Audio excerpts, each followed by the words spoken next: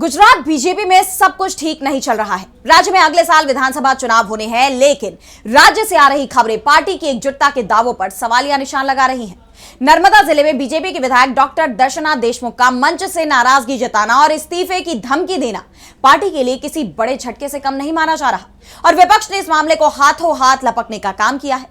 तो क्या है ये पूरा मामला, जानेंगे इस रिपोर्ट में।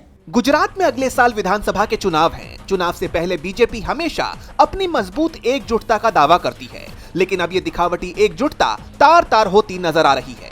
पार्टी के अंदर सब ठीक है वाला दावा पूरी तरह से खोखला साबित हो रहा है। ताजा मामला गुजरात के नर्मदा जिले का है। यहाँ बीजेपी की अंदरूनी कलह अब सरेआम सड़क पर आ गई है।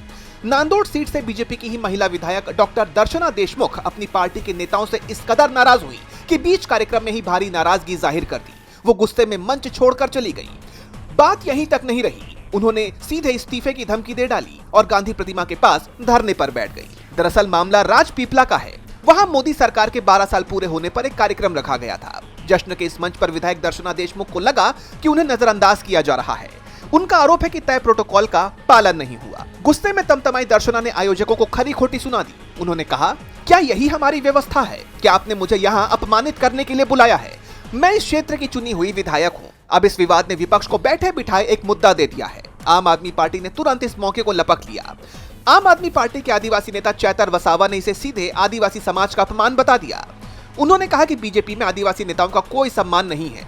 वसावा ने तो विधायक को तुरंत इस्तीफा देने तक की सलाह दे डाली और कहा कि पूरा समाज उनके साथ है।